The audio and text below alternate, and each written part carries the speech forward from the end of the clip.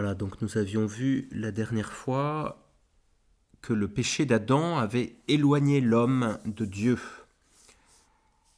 Nous avions vu donc la création de Dieu, comment il nous crée, pourquoi il nous crée, comment le péché est un repli sur soi qui rejette Dieu, qui manque cette finalité d'avoir été créé à son image.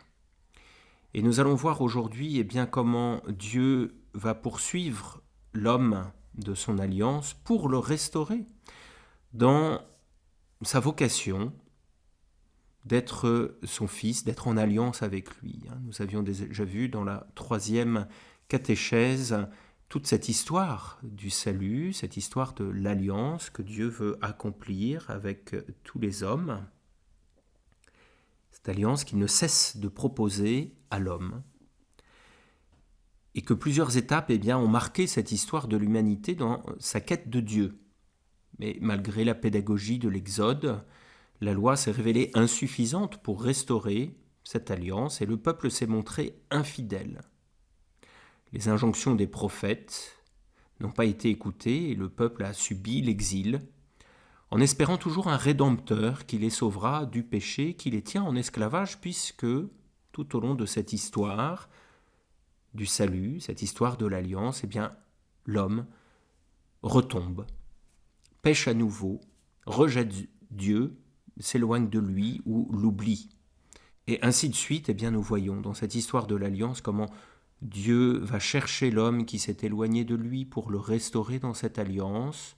Vient une période de postérité où l'homme vit en bonne intelligence, en bonne amitié avec Dieu, puis finalement l'oublie, se détourne de lui, pêche à nouveau, fait cette expérience du malheur d'être séparé de Dieu, et puis se repent et revient à lui.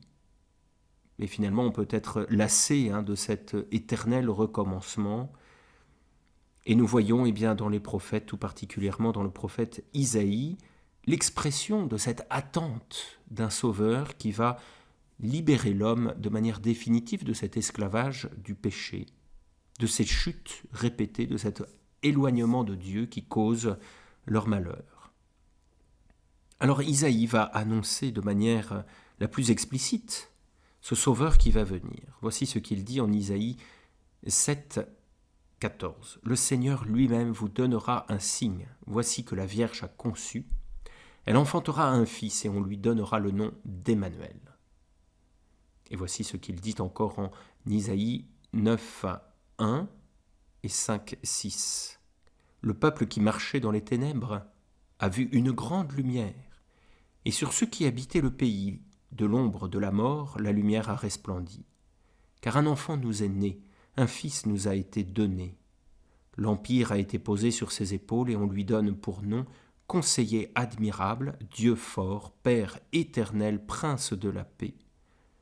Pour étendre l'empire et pour donner une paix sans fin au trône de David et à sa royauté, pour l'établir et l'affermir dans le droit et dans la justice, dès maintenant et à toujours. » Et puis encore en Isaïe, chapitre 11, versets 10 à 11, « Et il arrivera en ce jour-là, la racine de Jessé, élevée comme un étendard pour les peuples, sera recherchée par les nations, et son séjour sera glorieux.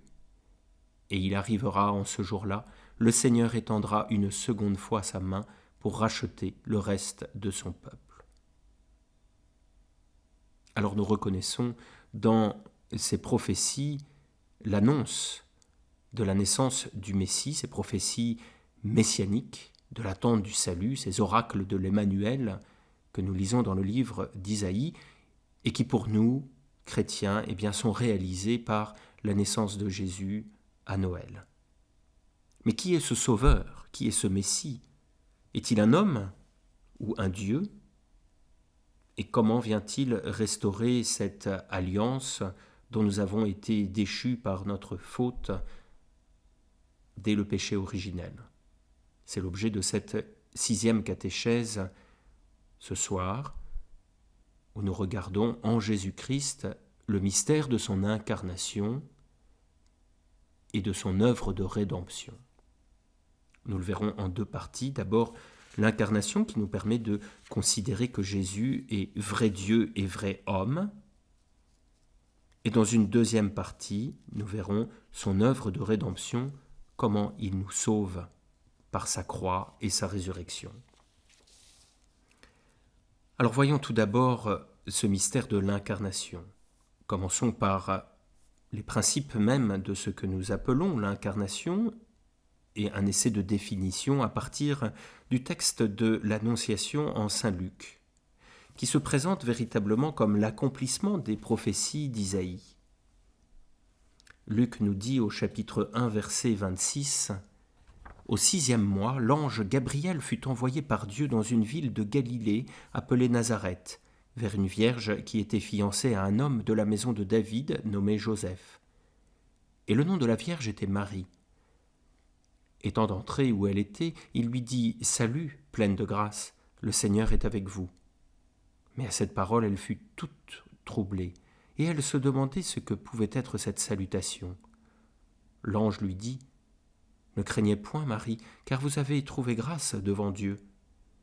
Voici que vous concevrez, et vous enfanterez un fils, et vous lui donnerez le nom de Jésus. Il sera grand, et sera appelé Fils du Très-Haut. Le Seigneur Dieu lui donnera le trône de David son père. Il régnera éternellement sur la maison de Jacob, et son règne n'aura point de fin. » Marie dit à l'ange, « Comment cela sera-t-il, puisque je ne connais point d'homme ?» L'ange lui répondit, « L'Esprit Saint viendra sur vous, et la vertu du Très-Haut vous couvrira de son ombre. C'est pourquoi l'être saint qui naîtra sera appelé Fils de Dieu. Et voici qu'Élisabeth, votre parente, a conçu elle aussi un fils dans sa vieillesse. Et ce mois-ci est le 6e pour elle, qu'on appelait stérile, car rien n'est impossible pour Dieu. » Marie dit alors, « Voici la servante du Seigneur, qu'il me soit fait selon votre parole. » Et l'ange la quitta. On reconnaît dans ce texte de saint Luc un certain parallélisme, en tout cas un écho très fort à ces prophéties d'Isaïe que nous avons lues en introduction. Et nous comprenons que Jésus, c'est Dieu qui vient parmi nous, qui se fait l'un de nous, le Verbe de Dieu, Fils du Père, qui existe de toute éternité, par qui tout fut créé, se fait lui-même créature. Dieu vient épouser notre nature humaine. Il assume cette nature humaine pour la restaurer dans son intention originelle, qu'elle soit à son image, à l'image de ce Dieu trinitaire que nous avons étudié au cours de notre 4e catéchèse. Cette créature qui se veut relation d'amour en alliance avec lui, il vient lui-même accomplir ce qu'il avait promis qu'elle serait. Et c'est par l'opération de son Esprit Saint qu'il envoie sur cette créature que va se réaliser la communion de notre nature avec Dieu, cette communion qui était empêchée jusqu'alors par le péché sans cesse réitéré. Nous pouvons le comprendre à travers une célèbre formule de saint Athanase qui dit « Dieu s'est fait homme pour nous faire Dieu », pour nous restaurer dans cette alliance, nous intégrer à sa vie trinitaire. Lui, de condition divine, s'est abaissé pour assumer notre nature et l'élever à la vie trinitaire à laquelle cette nature était promise. C'est ce que nous lisons dans cette célèbre hymne aux Philippiens, chapitre 2, versets 5 à 7, que nous relirons un peu plus tard dans notre exposé, mais qui exprime parfaitement ce mystère de l'incarnation. Lui, de condition divine, s'est abaissé pour épouser, assumer notre nature et l'élever à la vie trinitaire. Alors on peut retenir ainsi 3 finalités de l'incarnation. La première, nous révéler l'amour du Père qui nous donne son Fils bien-aimé pour nous libérer de la mort et nous donner la vie.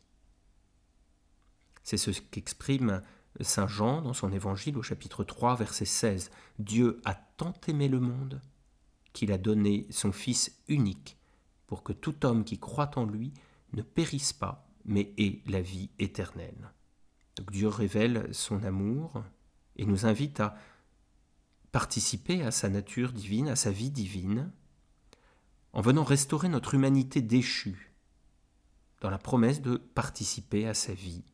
C'est ce que dit saint Pierre, deuxième lettre de saint Pierre, chapitre 1, verset 4.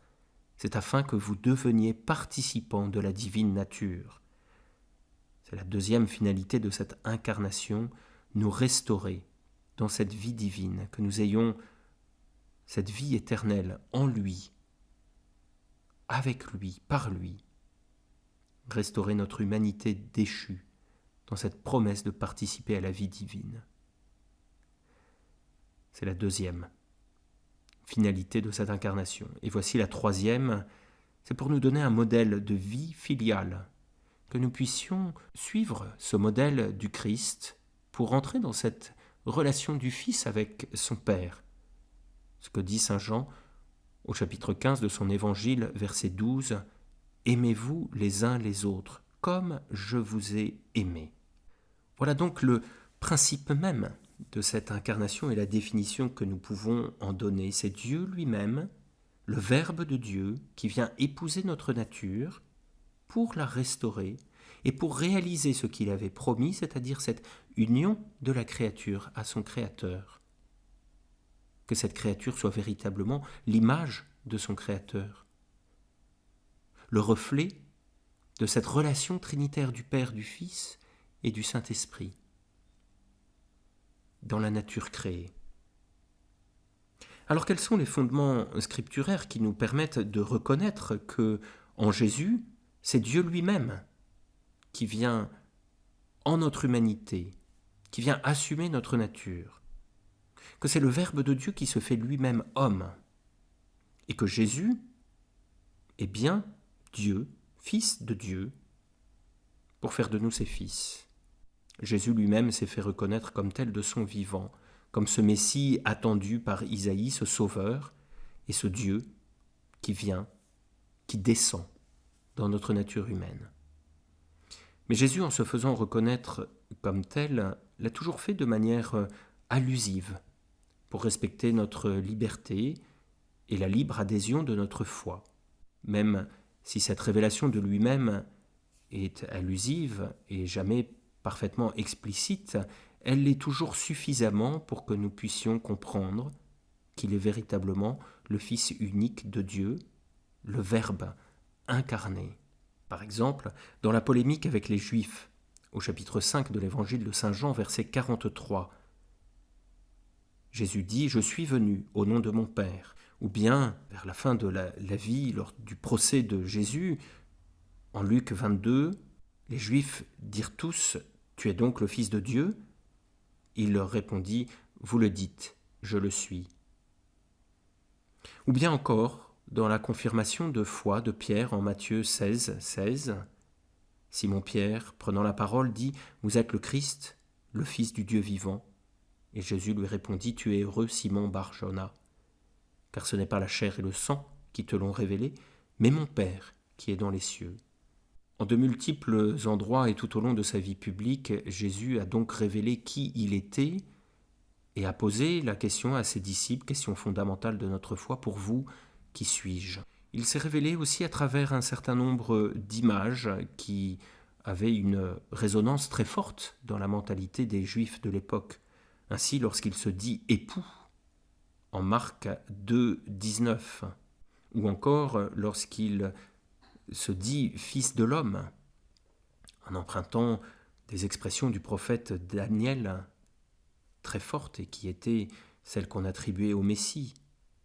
Il dit cela notamment en Marc 2, 28, mais il y a bien d'autres références que vous pourrez retrouver dans vos Bibles où Jésus nous fait comprendre qui il est, qu'il est lui-même Dieu, venu pour nous sauver, vrai Dieu et vrai homme, parce qu'il a épousé cette nature humaine en prenant chair dans le sein de la Vierge Marie qui lui donne son humanité, qui donne au Verbe de Dieu cette chair humaine qui a souffert pour nous sauver. Il y a donc en Jésus deux natures, une nature divine, puisqu'il est le Verbe de Dieu, et une nature humaine, puisqu'il reçoit de Marie cette chair, ce corps, pour restaurer la créature dans sa relation avec Dieu. Alors, il faut bien comprendre ce mystère, car diverses hérésies voyaient en Jésus soit plutôt un homme, soit plutôt un Dieu.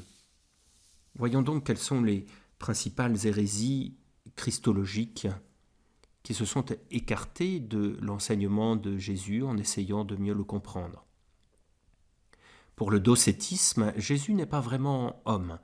C'est un être spirituel, mais qui aurait pris l'apparence d'un homme et ne serait pas vraiment mort sur la croix. Pour les valentiniens, c'est un néon qui serait passé à travers Marie. Marcion, lui, pensait quant à lui que le Fils de Dieu était apparu subitement sous l'apparence d'un corps adulte. Ces conceptions vont trouver un certain écho dans diverses compréhensions gnostiques qui ont fleuri dans les premiers siècles de l'Église. Donc, je vous ai parlé du docétisme, du marcionisme, des valentiniens, mais on va retrouver un certain nombre de ces conceptions plus tard dans l'islam ou bien dans la franc-maçonnerie.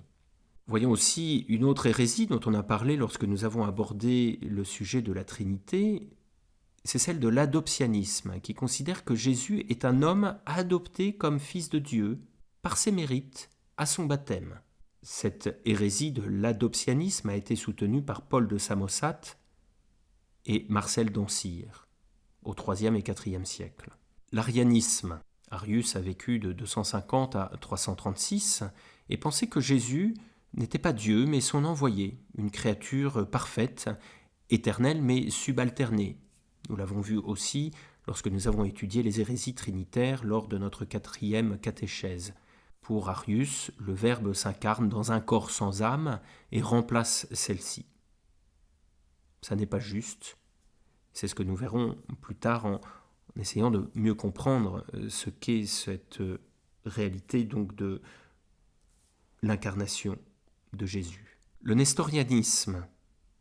Nestorius, à la fin du IVe siècle, pensait que le Christ était le résultat de la conjonction du Verbe divin dans un corps humain, qu'il s'approprie au risque d'y voir l'union de deux sujets. Le monophysisme, porté par Eutychès à la fin du IVe siècle, considérait qu'il n'y a qu'une seule nature divine dans le Christ, qui absorbe toute son humanité apparente. Cette doctrine dérive de l'apollinarisme, donc d'Apollinaire en 315-392, qui voulait sauvegarder l'unité du Christ Verbe fait chair contre la dualité des personnes, qui exclut son intellect rationnel qui est remplacé par l'esprit divin. Donc, dans cette conception monophysiste, eh bien, le divin absorbe l'humain. Et nous voyons bien que dans ces différentes hérésies, eh bien, on est toujours en équilibre entre vouloir défendre l'humanité du Christ aux dépens de sa divinité, ou vouloir défendre la divinité du Christ aux dépens de son humanité, alors qu'il nous faut tenir les deux. C'est ce à quoi s'est employé le concile de Chalcédoine en 451, en précisant contre ces hérésies la doctrine christologique telle que révélée par l'Écriture, en précisant ainsi donc ce qui avait déjà été élaboré au concile de Nicée et Constantinople pour affirmer que dans le Christ, il n'y a qu'une seule personne, c'est celle du Verbe de Dieu, la deuxième personne de la Trinité, le Fils, de nature divine, mais qui a assumé la nature humaine sans confusion, sans changement, sans division et sans séparation. Plus tard, il fallut encore préciser, au cours du troisième concile de Constantinople en 681, contre le monothélisme et le monoénergisme, que le Christ avait donc par conséquent non pas une seule intelligence et volonté divine, mais deux volontés et deux intelligences, l'une divine, l'autre humaine, mais harmonieusement accordées dans sa personne.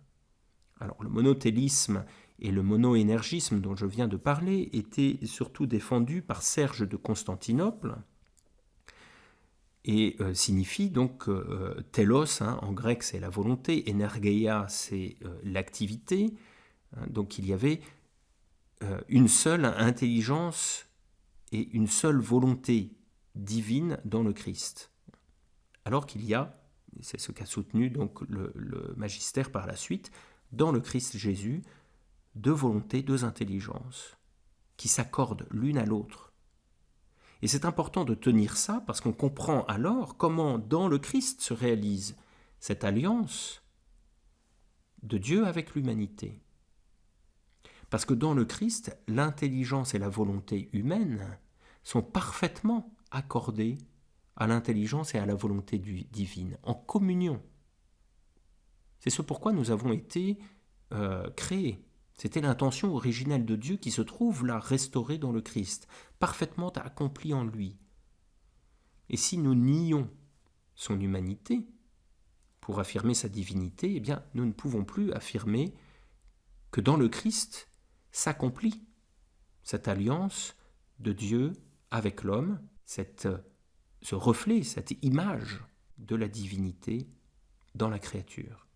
Donc il nous faut tenir que Jésus est vrai homme avec une intelligence, une volonté humaine, une croissance humaine dans son corps, dans son intelligence, dans sa volonté, mais que tout au long de cette croissance, il a parfaitement correspondu à l'intention divine d'être à l'image de Dieu. Dans son humanité, il correspond à cette image de Dieu, cette image que Dieu imprime dans notre nature humaine, puisque Jésus est lui-même vrai Dieu. Alors, si vous vous souvenez de ce que nous avions dit pour la Trinité, dans cette catéchèse sur la Trinité, nous avions parlé de circumcision, pour dire qu'il y avait en Dieu une nature divine en 3 personnes, donc qui circulait à l'intérieur même d'elle-même. Une habitation des personnes, l'une dans l'autre, par un don mutuel. C'est ce que nous disions en théologie trinitaire. Nous pouvons parler de circumcision en théologie du Christ, en christologie, en disant qu'il y a dans le Christ une personne du Verbe, mais 2 natures, divine et humaine, qui se compénètrent l'une l'autre dans le Christ, en Jésus. Il y a cette nature divine et cette nature humaine conjointe.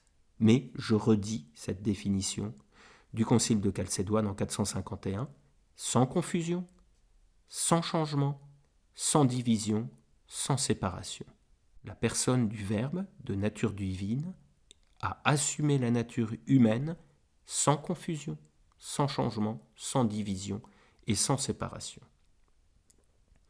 Voilà donc ce que nous pouvons dire pour essayer de mieux saisir ce mystère de l'incarnation. En Jésus, Dieu qui se fait homme. Jésus est vrai Dieu et vrai homme et réalise cette intention originelle de Dieu que l'homme soit à son image, en alliance avec lui, en correspondance parfaite de ce qu'il est lui-même, dans sa Trinité, être de relation, d'amour, Père, Fils et Saint-Esprit. Le Verbe donc qui est ainsi venu dans notre chair est venu pour nous sauver par sa vie. C'est l'œuvre de la rédemption. Nous sauver de ce péché qui nous écartait de cette intention divine d'être à l'image de Dieu, d'être le reflet de cette réalité de la vie trinitaire.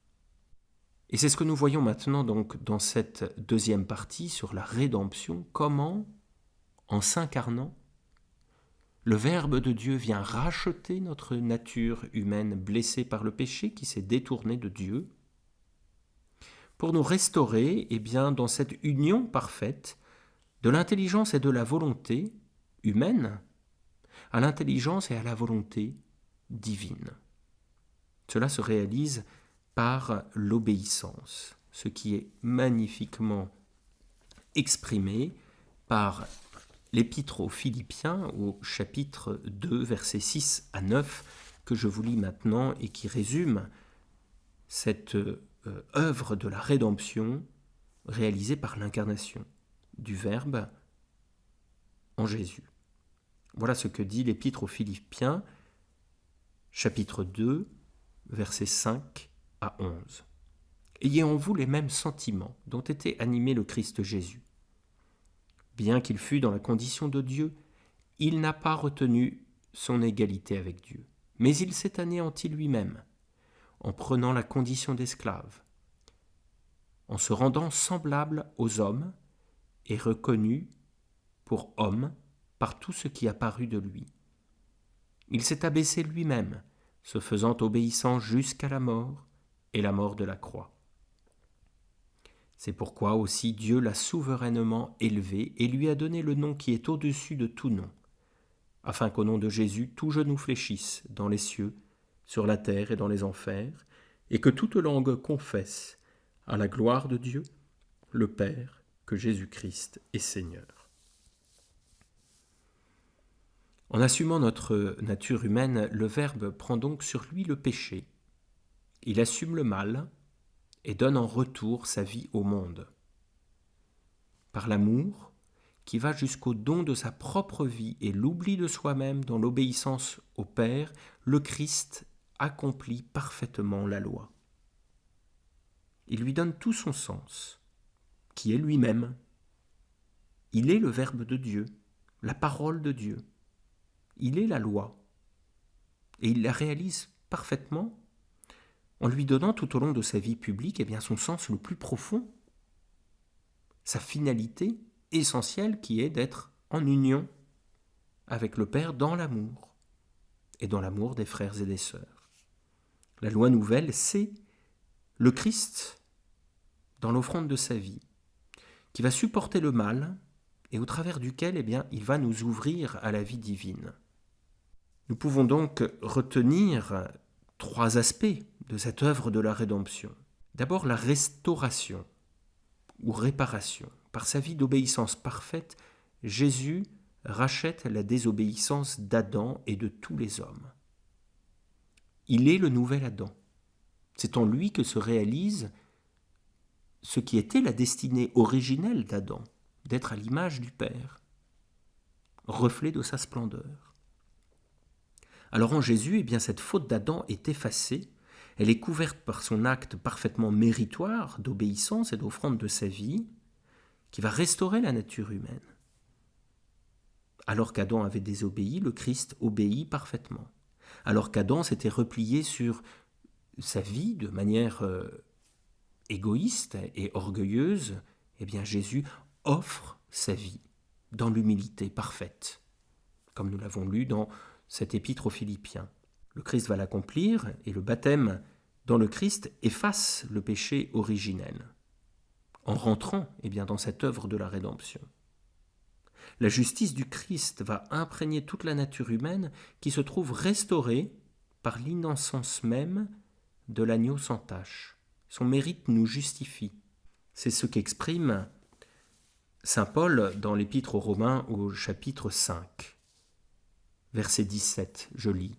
« Si par la faute d'un seul, la mort a régné, par ce seul homme, à plus forte raison, ceux qui reçoivent l'abondance de la grâce et du don de la justice régneront-ils dans la vie par le seul Jésus-Christ.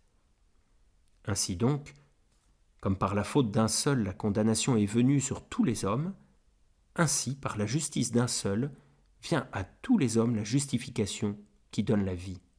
De même, en effet, que par la désobéissance d'un seul homme, tous ont été constitués pécheurs, de même, par l'obéissance d'un seul, tous seront constitués justes, afin que, comme le péché a régné par la mort, ainsi la grâce règne par la justice pour la vie éternelle, par Jésus-Christ, notre Seigneur. Voyez donc ce renversement qui s'opère dans le Christ de la faute d'Adam. Et vous voyez aussi cette solidarité de tout le genre humain.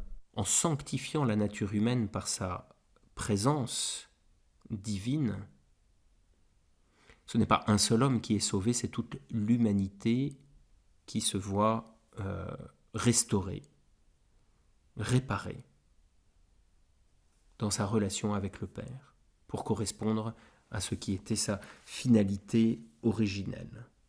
Le deuxième aspect de la rédemption, donc après la restauration, la réparation, nous pouvons voir qu'il y a une œuvre d'expiation ou de satisfaction. Par l'offrande de sa vie en sacrifice, Jésus a payé en quelque sorte la rançon de notre libération du péché. C'est en cela qu'il nous sauve, parce qu'il vient expier, il vient satisfaire aux conséquences du péché qui nous retenait dans cet éloignement d'avec Dieu. Il va assumer la charge de la faute. Sans avoir jamais péché lui-même, il va prendre sur lui les conséquences de ce péché originel qui nous séparait de Dieu, qui nous éloignait de cette alliance avec lui. Nous le voyons lorsqu'il est condamné à mort à la place de Barabbas. Il prend la place du pécheur en portant pour lui les conséquences du péché dans sa passion et dans sa mort. Barabbas, ce sont tous les hommes coupables par leur faute. En prenant la place de Barabbas, Jésus prend la place de tous les hommes pécheurs. Il vient les sauver, les libérer de cet enfermement dans lequel ils étaient tenus du fait de leur faute. Il accomplit en cela une œuvre de miséricorde par laquelle, comme le dit la deuxième épître aux Corinthiens, chapitre 5, verset 21, il se fait pécher pour nous. Par son sang, il va donc nous affranchir d'une condition d'esclave dans laquelle nous tenait la concupiscence. Et enfin, troisième aspect de cette rédemption par le Christ, c'est la réconciliation ou divinisation qui nous rétablit dans une alliance avec Dieu, qui nous ouvre le ciel, qui ouvre un accès au Père, alors que ce lien était coupé par notre propre faute. Par sa résurrection, Jésus nous délivre de la mort et nous ouvre à la vie éternelle dans la communion avec le Père. Nous avons vu dans les premiers aspects de la rédemption comment la restauration, la réparation était accomplie par l'incarnation du Fils qui efface le péché, qui restaure la nature humaine dans cette communion d'intelligence et de volonté avec le Père. C'était le premier aspect. Nous avons vu comment la mort du Christ, sa passion et sa mort, est une œuvre d'expiation et de satisfaction. Nous voyons maintenant dans ce troisième aspect comment sa résurrection est en fait une réconciliation et une divinisation de l'homme, comment il nous redonne accès à la vie divine. C'est une créature nouvelle qui voit le jour dans le Christ, une créature promise à la gloire de Dieu, à la vision béatifique. Par le baptême, nous sommes immergés dans sa mort pour ressusciter avec lui dans la chair. Nous sommes promis à la vie éternelle, à la vision béatifique, à la résurrection de la chair, à cette immortalité qui nous était promise dès l'origine. C'est ce que Jésus vient offrir aux âmes des justes en descendant lui-même au Shéol. Par Jésus, nous sommes divinisés, nous sommes fils dans le Fils, comme l'exprime très bien l'épître aux Galates au chapitre 4, versets 4 à 7, que je vous lis maintenant. Quand vint la plénitude du temps, Dieu envoya son Fils, né d'une femme, né sujet de la loi, afin de racheter les sujets de la loi, afin de nous conférer l'adoption filiale. Et la preuve que vous êtes des fils, c'est que Dieu a envoyé dans nos cœurs l'esprit de son Fils qui crie « Abba, Père ». Aussi, n'es-tu plus esclave, mais fils. Fils et donc héritier de par Dieu. Vous voyez, c'est admirable de voir comment Jésus, en prenant notre humanité, permet à cette humanité de rentrer dans cette relation filiale avec Dieu. L'alliance, elle est restaurée par ce sépulcre ouvert qui devient par la mort à soi-même la porte du royaume. Par la résurrection, le ciel nous est à nouveau ouvert. Ce qui a été manifesté physiquement donc par la mort de Jésus et sa résurrection dans la gloire et puis plus tard par son ascension dans le ciel. Nous avons désormais à nouveau cet accès au Père par le Christ. Alors le Concile Vatican II, dans sa constitution Gaudium et Spes au numéro 22, a magnifiquement résumé tout cela en nous incitant à contempler l'humanité sainte du Christ qui rend l'homme à lui-même dans la sublimité de sa vocation originelle d'être à l'image de Dieu. Il accomplit cette promesse comme nouvel Adam, l'homme parfait, à la suite duquel nous sommes invités à entrer dans la gloire de l'adoption divine. Alors je vous lis, pour conclure, ce que dit ce Concile Vatican II dans ce numéro 22 de Gaudium et Spes. Je cite. En réalité, le mystère de l'homme ne s'éclaire vraiment que dans le mystère du Verbe incarné. Adam, en effet, le premier homme, était la figure de celui qui devait venir, le Christ Seigneur. Nouvel Adam, le Christ, dans la révélation même du mystère du Père et de son amour, manifeste pleinement l'homme à lui-même et lui découvre la sublimité de sa vocation. Image du Dieu invisible, il est l'homme parfait qui a restauré dans la descendance d'Adam la ressemblance divine, altérée dès le premier péché. Parce qu'en lui la nature humaine a été assumée, non absorbée. Par le fait même, cette nature a été élevée en nous aussi à une dignité sans égale. Car, par son incarnation, le Fils de Dieu s'est en quelque sorte uni lui-même à tout homme. Il a travaillé avec des mains d'homme. Il a pensé avec une intelligence d'homme.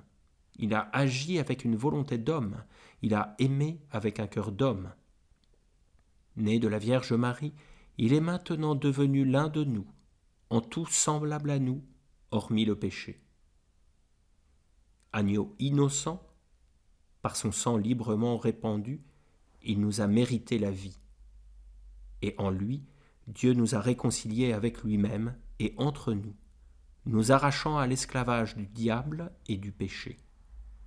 En sorte que chacun de nous peut dire avec l'apôtre, le Fils de Dieu, m'a aimé et il s'est livré lui-même pour moi. Galates 2:20. En souffrant pour nous, il ne nous a pas simplement donné l'exemple afin que nous marchions sur ses pas, mais il a ouvert une route nouvelle. Si nous la suivons, la vie et la mort deviennent saintes et acquièrent un sens nouveau.